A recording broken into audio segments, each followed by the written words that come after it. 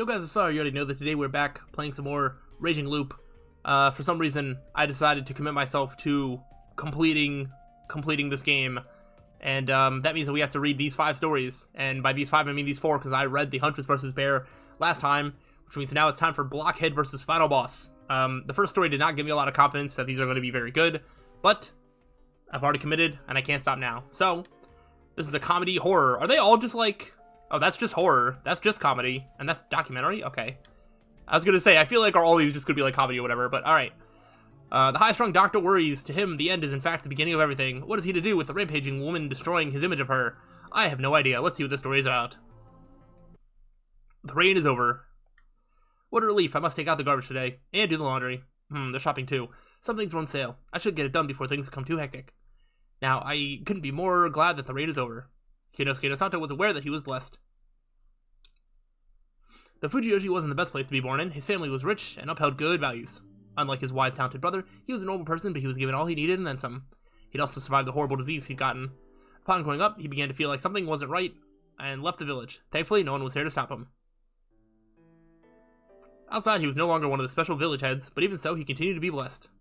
There were no major accidents or failures, and he knew decent people. With the degree of education he had, he'd become able to be a doctor. That was when he'd realized that there was nothing in particular that he wanted to do, but even so, he was blessed.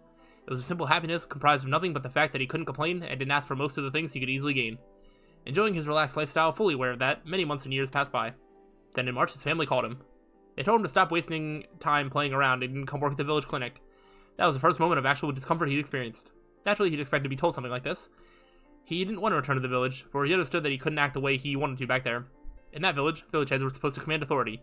It was right for them to be superior to the common folk and look down on Yasumizu. Thus, he'd acted exactly in that manner and was marked because of it, earning the unwelcome moniker of the Nosato Blockhead. Looking foolish wasn't a matter of being right. The problem was that he couldn't display talent worthy of his position. That was why he didn't want to be dragged into this at all. This was the reason why he'd left after all. The truth was that there were ulterior motives behind it. The ones who'd ordered it were the Miguruma. They'd broken their non-interventionist policy and ordered the Nosato to summon their second son, and the family couldn't say no to that. However, Kiyonosuke wondered if even the Miguruma actually knew why they had to invite him.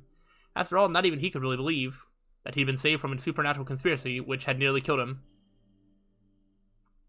Well, I guess I have to believe it. Too many things don't make sense otherwise. For example, the fact that the Snake's family abandoned their absolute power over the village, lost many of their people to a strange disease, and scattered completely. For example, the fact that the Monkey's family abandoned their control over Fujiyoshi's livelihood and suddenly escaped at about the same time as the Miguruma fell. For example, the fact that the dissolution of the 2 most powerful families meant that his family, the Crow, would control the village now. And the final example, the fact that the descendant of the spider who'd control everything from the shadows was in this old house. Ahem. It was no time to grow complacent. The situation had been completely unlike what he had imagined. It wasn't a happy ending, at least for her. He wasn't worth enough to enjoy being with an unhappy girl, and he shouldn't be. Rikako Uematsu was lying in her bed on her stomach. Her limbs were completely spread out. Ahem. The sleeping clothes she wore were as erotic as underwear. The actual clothes he'd actually bought her had been torn apart and left in the corner of the room. He then asked for Chiemi Serizawa's help, but she'd only bought lewd clothes. She thought it was a bit of bullying, but upon seeing them, Rikako turned bright red, shifted uncomfortably, then agreed to wear them for some reason.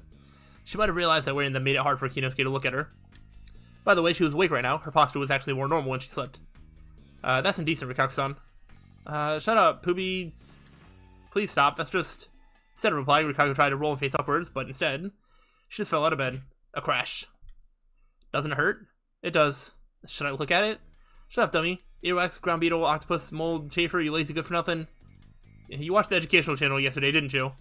Ever since they moved here, Rikako hadn't left at all, and just spent the entire day in her room. All she did was eat, sleep, and watch TV, and that was true good-for-nothing behavior. She particularly liked animal and learning shows for children. For whatever reason, she even watched the reruns at noon. Kiyonosuke brought her food from the nearby dining hall, and she ate it without even using chopsticks. He tried making sandwiches for her, but she didn't touch them at all. Rikako Uematsu was possibly sulky. The weather was great, why not go outside for once? I had your usual kimono cleaned. You don't have to wear the maid outfit that idiot Serizawa bought. What's with the pose? It's an offensive incitation. Please don't move your limbs in that position. Faster. Please stop, that's too insect-like. Her current behavior was completely unlike the refined, beautiful Rikako Uematsu he knew. In fact, this creature didn't even resemble a woman. So, is this because you want to see Fusaishi-kun? Ah, what a severe misunderstanding. I'm simply fulfilling my role as a loser. A role as the loser? This was the first proper conversation in a while, but he found it more confusing than gratifying. You would not understand. The many sweet struggles we had, over the millions of dreams. And to have it all end like that is degrading, but a loss is a loss. Thus I would be as pathetic as a loser can be. That is why I'm presenting myself as right now. Oh, how pathetic. Kiyonosuke almost laughed as she, still expressionless, resumed flailing her limbs again. Instead, he held it in and asked, "Are you referring to the logic that Fusaishi-kun wasn't his real name?" Huh? That was a product of his exceptional skill. That was probably what helped him enjoy the feast so much. If I could have used the many Uematsu skills to make him talk, it would have been grand. Yet in that moment in the darkness, that fanged monster attacked. It makes no sense. That thing, it's all that thing's fault. It's the reason why I lost the Shuchi-gumo of dreams. Rikako moved around in an unnerving manner and started crying again. Her beautiful face was warped and she crawled around like a child throwing a tantrum. Kiyonosuke sighed. His position in this incident, that he knew next to nothing about, was actually a bit special. The looping phenomenon created by none other than Rikako Uematsu. Just about everyone involved couldn't remember anything about it, or more like the things that had happened were just undone. It only made sense. On the other hand, there were Haruaki Fusaishi, Chemi Serizawa, both who kept their memories into the next loop after dying, and the mysterious woman Mitsuji Misamine. Besides that, there was Haru Makishima, who could read Haruaki's mind. She clearly remembered Rikako Uematsu's plot. Because of Haruaki's planning, the only effect on the real world was Great Lord Shinai's death. Thus, the people of Yasumizu hadn't been told anything else, not even about Fusaishi. However, Kiyonosuke and Osato was an exception. He had Fusaishi and Serizawa tell him everything and knew the outline of the incident. Besides Shikimochi Kamoshida, who somewhat understood what happened, Kiyonosuke was the only one who knew of the incident but didn't experience it himself. How did he get into this position? It was because Fusaishi trusted him for some reason. More than that, it was for Rikako Uematsu.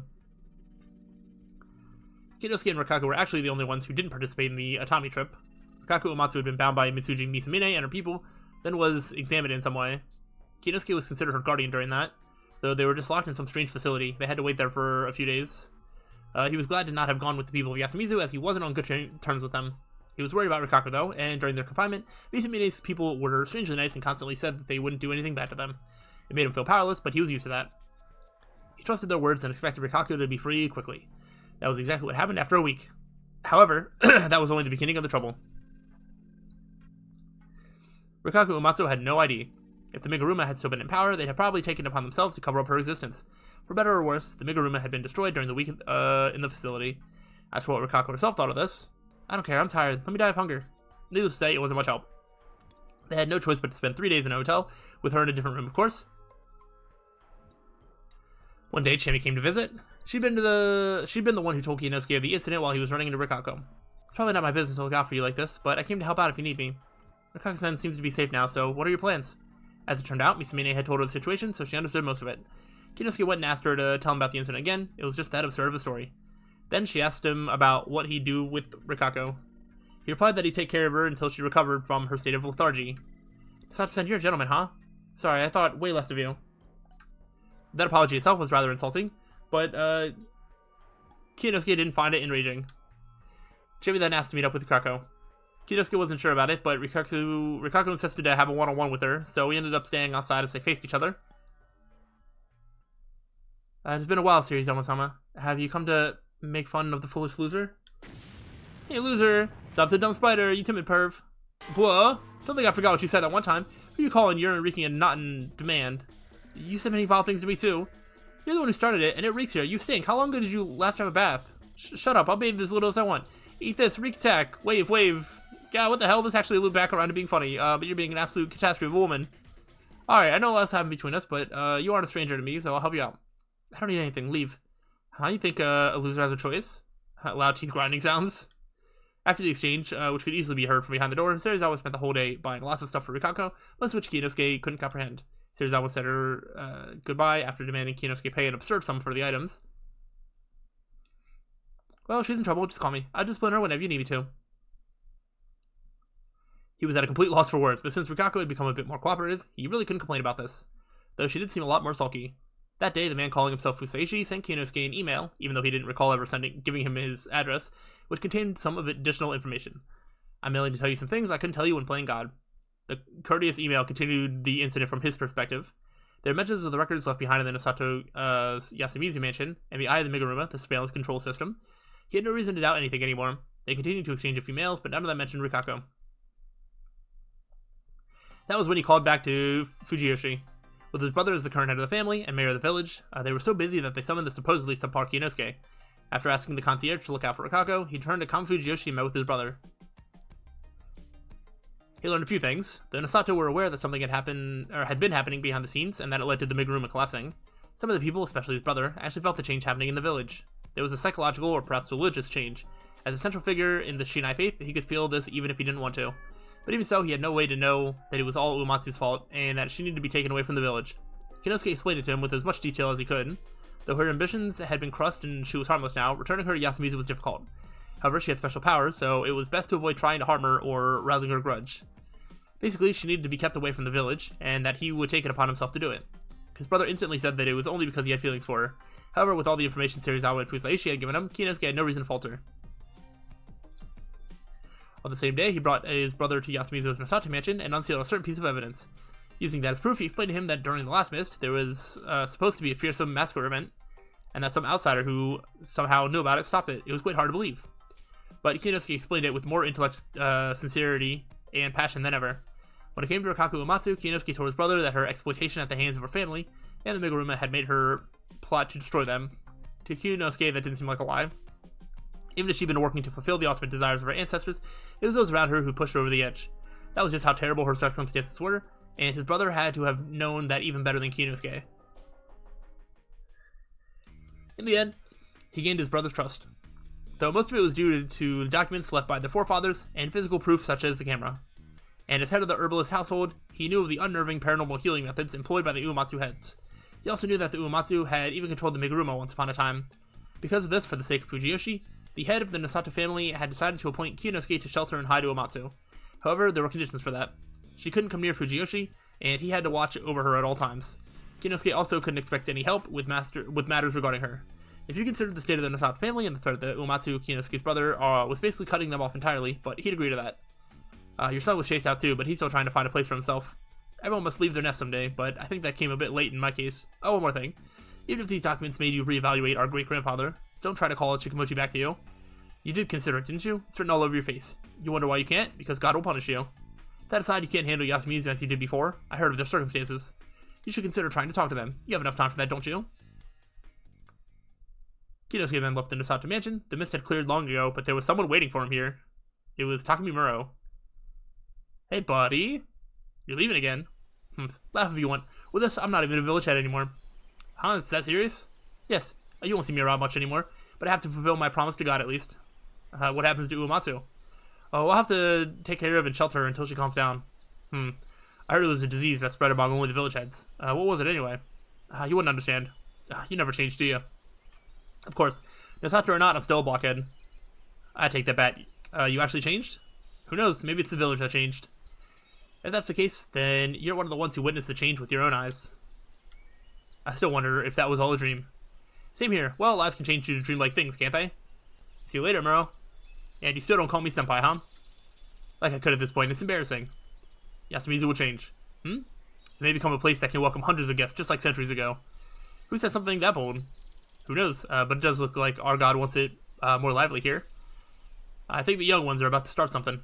Oh dear, sounds like things are about to get busy. It looks like leaving and helping the rest is the right move here. Once it settles down, you can visit too, and bring your pretty wife. We're not like that, and it doesn't seem like she can return to Fujiyoshi. Is it that bad? Well, there are reasons. Well, don't overthink it. This is Yasumizu. We don't mind visitors, and the mayor would overlook it, surely. Maybe you're right. Doubt it. I don't think he's ever coming back. After that, he became extremely busy. He prepared a residence, prepared the move, and secured a workplace. However, it all went swimmingly. With the help of one of his teachers from college, he got a position in a countryside clinic, a decent distance away from Fujiyoshi. He'd also been able to buy a cheap place in the mountains not too far from where he worked.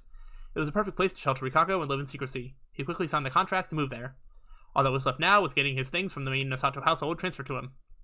Once that was over and he realized how well it all went, he became aware of how blessed he was. There was only one problem left. Oh no! Scary music! It was Rikako Uematsu who was menacing him with a strange sound. What was he to do here? He had no idea. She'd become a monster too much even for him to handle, and he loved her. The fact that she didn't go wild or try to run away implied she was okay with these conditions, but that was as far as it went. What if things stayed this way forever? He couldn't give up just like that. The key to this was persistence. Rikako-san, that's too indecent. He tried talking to her. What are you trying to do anyway? She stopped menacing him and wasn't even sure how to react to her question, even after thinking about it for a few seconds. What do you mean? What do you want to do with me? Again, what do you mean? You can take advantage of me, do what you want with me. I'm the loser after all. Come, do it. With a face as dull as a hammer, she rolled to the side and started spanking herself. Oh my gosh. It was a negative sort of sex appeal. She'd been like this ever since talking to Chiemi. It was an unproductive, hopeless relationship. Kiyonosuke had no idea how to handle it. He would start working as a doctor. The job would be hectic. And though he worked as an intern for quite a while, he spent too many years not doing anything, so he was quite worried. When he would be away, a portly housekeeper would look after Rikako, informing him if there were any problems. He hoped that time would fix her, but what if it didn't? Worried to himself, he left Rikako's room. Okay, alright, we don't need to hear that anymore. She continued spanking herself regardless, but then grew bored of it and crawled back into her bed. She couldn't even sigh. Rikako felt like an empty shell now. She felt this way ever since that moment of darkness from the end of the incident. Something had taken the Tsuchigumo of dreams away from her. Or more like it ate it. That was how it felt, at least. The Tsuchigumo of dreams was dead. At the very least, it couldn't fulfill her desire now. She could feel it in her veins. She had no idea what that monster did with the Tsuchigumo, nor did she care. The Tsuchigumo was her everything. The previous Uematsu head had raised her just for its sake. Thus, now that it was lost, she had no ambitions, desires, hobbies, or goals. I ask that you, Rikako Uematsu, abandon the Tsuchigumo's revival, and live out a normal, happy life as an ordinary woman, a person. That curse was binding her to this life, but her life was full of pain now. Someone who'd lost her heart couldn't find happiness again. Her happiness was supposed to come with the Tsuchigumo and Fusaishi. Now that she'd lost them both, she was like a loser with a consolation prize. Perhaps she could let herself break easily if Kiyonosuke and Sato just had his way with her. However, that wasn't happening, and she was left to live as a bored animal fulfilling only its physical desires. She just grew more irritated. She was surprised that she could still feel irritation. She felt a blazing flame of irritation when talking to Chiemi, but looking back on it, it was strange. Rikako Uematsu had thought that all of her emotions had come from the Tsuchigumo. She thought that both the aloof Rikako and the bewitching Uematsu personalities had just been given to her. Perhaps some emotions and desires remained inside her? What of it, though? Would it let her become happy again? No, absurd. She didn't care. She rolled to the opposite side in irritation. That was when she saw a small spider. No! Not a small spider! She could instantly tell that it wasn't just a normal spider. It was very roundish in all aspects, resembling a spider straight from a manga. And it was pink. Yeah, that does not look like a spider. Could it be? Could it really? Shigumo-sama? It couldn't be. Did her late master actually survive? Rikako looked into it and called out to it. Spider-sama, Spider-sama, oh look what you have become. But you survived, you didn't die, oh what bliss.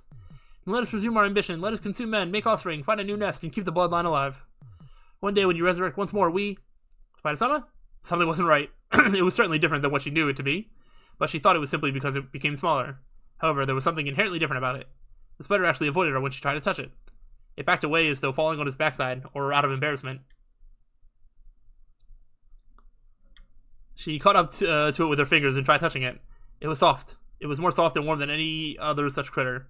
After a few pokes, the pinkish spider began to convulse in a strange way, and when she retracted her finger, it fell on its side. Did it die? She assumed that for a moment, but it was still moving its legs slowly, as though breathing. It was just sleeping. Rikako somehow understood that this was a fragment. The wicked, grand, and powerful Tsuchigumo was a being that represented a scary brand of motherhood, that birthed and consumed all, and this was just something hiding within its shadow. It was paired with the Tsuchigumo dreams, and it was small and weak from the start. And it was also the entity representing the extremely bashful yet really love-craved personality that was Rikako. I might not have been as empty as I thought. It was just something that the dark creature had failed to consume, but it was a sign that Rikako was still here. However, she didn't know how to interpret it. So perplexed, she rolled over again. What do I do? She hadn't even considered what it would be like to live as just Rikako. Was there anything she wanted to do as just herself? She was tired and annoyed, but she remembered how Rikako had once wanted to try loving someone.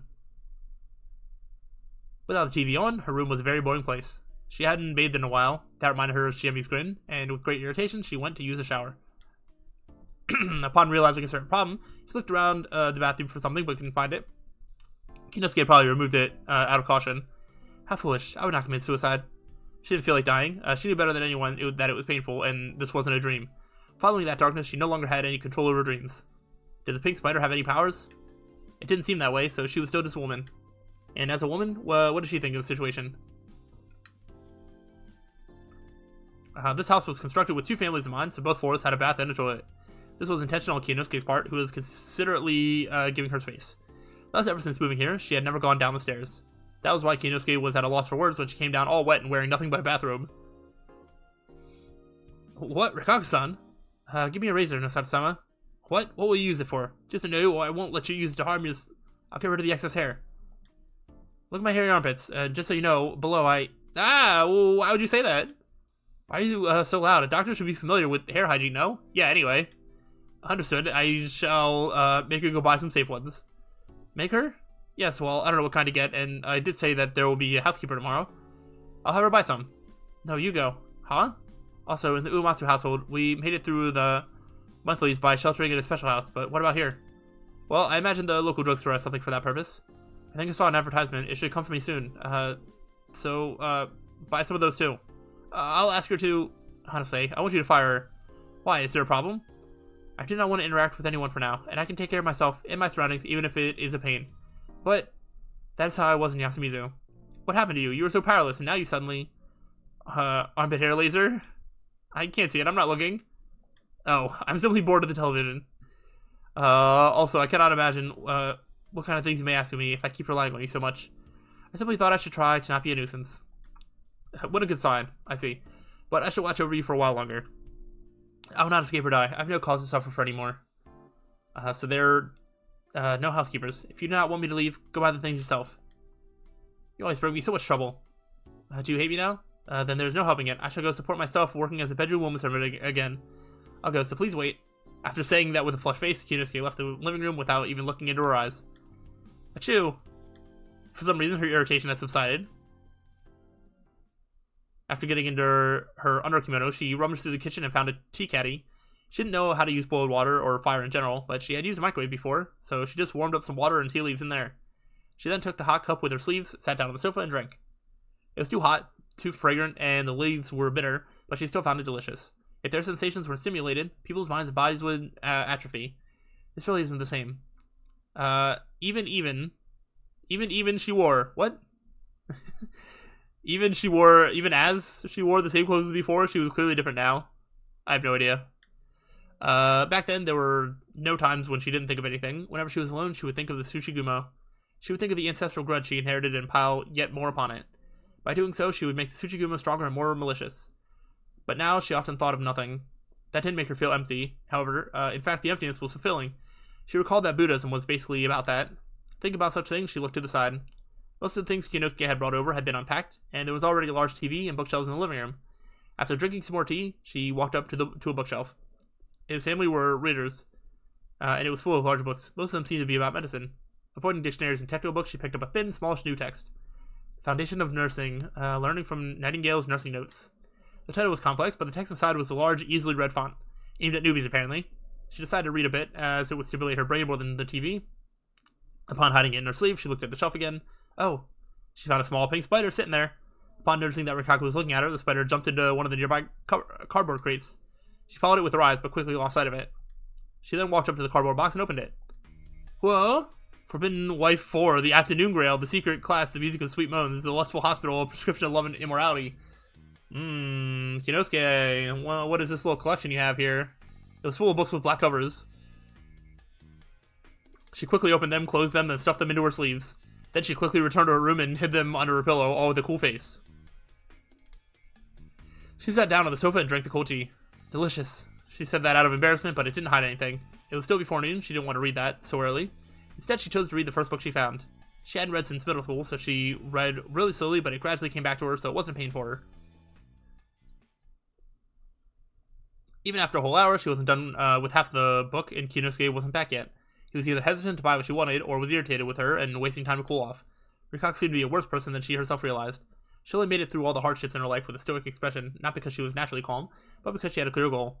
Would Kiyonosuke grow tired of her if she continued using him like that and pushing him around? Would she feel refreshed when that happened? There was nothing that she wanted to do enough to leave this place and put herself at risk in the process. However, she also couldn't find a reason to stay here. He let her stay here partially out of obligation to his family, but mostly because he liked her. She could give herself to him as thanks, but he probably wouldn't want it. Then was she supposed to love him? That was difficult. No matter how hard she tried, she couldn't see him as more than a sympathetic clown. He was a foolish, sad older man who was too fixated on a woman who gave him a special experience only 20 years ago. It was completely impossible for her to love him as much as she had Haruaki Fusaishi. Then there was only one answer. What a pain. But it would spare her the irritation. As she thought that, she heard a voice outside. She thought she misheard it, but no, it was a childish, high-pitched cry. Rikako walked up to the window and looked through the curtains. A child? A small boy was sitting and crying between the hedges. Oh. She went to the garden, but even though it was still in the house's territory, she still had to gather her wit. The garden was large but poorly looked after. It was completely overgrown, almost like a forest. Had this house been unoccupied for that long? But didn't Kiyonosuke say the weather was good? The sky she could see through the spaces in the leaves was all cloudy. Anyway, the boy. He looked 7 or 8 and was a lot bigger than Mako. His clothes looked really bad. His shirt was loose and threadbare. But if you ignore that, his face was well structured, making him look quite intelligent. Cute. The fact that the thought felt a bit more dirty than it should made her curse her upbringing. What's wrong? Eek! The boy gasped. It made her realize that her appearance probably made her look like a ghost anywhere outside of Fujiyoshi. I'm Rikako Uematsu. Ue for spin and Matsu for end. Who are you? Why would he ask that after she just introduced herself? It made her a bit upset, but then she realized that he wanted to know her situation. I'm someone living here. Huh? You live in a ghost mansion? Ghost mansion? Yes, that's what the third-year boys call it. It was the first time she'd gotten a proper look at the building, and the vines did look a bit ominous. Then there was the unkempt garden. There was grass as tall as her knee, and that again must have been unnerving. Do you get ghosts here? Yes, Takashi said he saw one. He should not try to get in. People live here. Yeah, sorry, maybe Takashi saw you. Me? Yes, he said that a ghost was a pretty lady. Those words made her heart waver. Was he into older girls? Control yourself. Huh? Nothing. I moved here just a few days ago, so you probably have the wrong person. I see. Then do you live with ghosts? She couldn't perceive such things. She might have been able to do something if the Tsuchiguma was still with her and this was a dream, but there was no point considering that. Those in bigger room of blood would probably have the talent to see such things. She remembered that Kiyonosuke had said that it was really cheap. Perhaps it had a shady history. I need to be careful. And Uematsu had no reason to fear beings of a different world, but she did have to consider the risks involved. If one mingled with the unknown and the invisible, they had to treat it with proper respect. Kiyonosuke would have to be told of this and look into it. What's wrong? Your face is scary. Oh, nothing. By the way, why'd you come here all by yourself? From her time watching TV, she knew that urbanites enjoy tests of courage where they brave the darkness in Yumi. However, it was something done with others, not alone. He awkwardly looked down as if he was holding something back. Rikako realized how kind she was being to him, whatever happened to her unpleasant personality. I do not know if I can take you inside, so let me give you some tea at least. No, thank you. She was disappointed. Can you hear me out? If you find me acceptable, I shall take in no listen to you. Thanks. My mom and dad are splitting up. Into how many pieces? Oh my gosh. Not that way. They aren't robots. I mean, they're divorcing. Oh dear. According to TV, it wasn't uncommon these days. A divorce in Fujiyoshi would be the talk of the village. I'm in the way. Neither mom or dad want to take me. Why do you think that? I just do. When they ask Shinchen, who do you want to be with? They both smile awkwardly about it. I have bad grades and misbehave a lot, so they hate me. Why are they divorcing? Dad's never home because of work, while mom is tired of all the loans and jobs. They both work. Dad's a banker and mom works at a company. Despite what the boy had said, the way he talked was very detailed, and he seemed to be quite mature for his age. You would never find children like this in a failing household. It was probably going well before. They had to be pretty rich, and the parents were probably more discerning before. But something had happened between them and torn them apart. There was probably no bad guy here. It was just an unfortunate turn of events. To Rikako, it seemed that urban society was a machine made of gears that created misery whenever they failed. And since she'd been involved with many marriages and births, she knew a lot about this, even though she had no first-hand experience. Do you think it is impossible for your parents to be together again? Yeah, unless I'm with them. They don't even talk to each other, and they're always fighting over money. That seemed difficult. What do you want to do? I can't choose. No one can blame him for that. And that's why he came here? Yeah, I shouted that I can't choose and ran over here. I thought that I'd save them the trouble if I was killed by a ghost. He felt that trapped, though he was probably right in assuming that they would get a divorce and that he had to choose. In fact, that might have been the best for their relationship. There are many examples where parents continue to be parents even after divorce, and many examples where the ex-spouses managed to be on good terms again. However, she didn't want to console him with such optimistic thoughts. Life was oftentimes unreasonable and thoroughly filled with despair. It wasn't unlikely that this divorce could lead to the end of this child's future. Rikako didn't know what to say to him. Would he calm down if she hugged him and told him she was there for him? Who knew? But this Uematsu-like solution was the path she didn't want to take. As the boy resumed crying, Rikako looked around. Her eyes became fixated on a red thread coming off of his shirt. For no real reason, she reached out to pull it free. When she touched it... What's wrong? Did your mother go through a major surgery recently? Huh? How'd you know? She then touched another thread she noticed. Your father was given an order to go far away. Yeah, that's right too. His collar was covered in countless colored threads. Most of them were so thin they were almost invisible. They seemed transparent too, and only became more and more transparent as they went on before they vanished. But those two stood out a lot. After all, they were cut. I see. This is first for her, but she instantly understood what it was. There was a pink spider on the boy's head. This was the power of the frail spider. The timid little creature made it possible for Rikako, who'd wished to connect to people, to see such connections as threads. And if they were here... Now listen, Hmm? You have to go back home and answer your parents' question. But I will give you a little spell that makes it so they do not look displeased when it happens. That's why you need to think for yourself and make a choice you do not regret. Think about who you want to be with, who needs you, and which one will give you a better future. This time, decide without running away. Understood? She said such complicated words without hesitation or restraint. He seemed to sense her honesty, and nodded slowly but surely. Good. She never expected to sing the song herself. The blessed guests are arrived to be welcomed with arms open. Kaku's fingers took one of the cut threads. Breath with the honored guest is called to celebrate. Her other hand searched through an empty space, creating a cut thread of the same red color. One soul per day, now to bind, the mist rise away again. Threads could be bound. Rikako quickly connected the two threads with a knot. Another night of special service. The blessed guests arrived to be welcomed with arms open. Breath with the honest guest is the call to celebrate. One soul per day, now to bind, the mist rise away again. That was a long lost song. Back in that land, guests had once been treated and welcomed as gods, and this was an ancient marriage song used in a time when one-night trysts were common. It went on to be taken away, warped into something sinister, and came back as a saddening collar for those under Shinai. She could vaguely remember it as a memory of her Shichigumo. That was probably why the strand of divinity took on such a took on such a shape in her. My brain just stopped the reading and perceiving words for like a half second. Connected. She confirmed that she relinked the severed bonds between the boy's father and mother. However, she wouldn't say that. The spell is over. Live strong, even if life is harsh.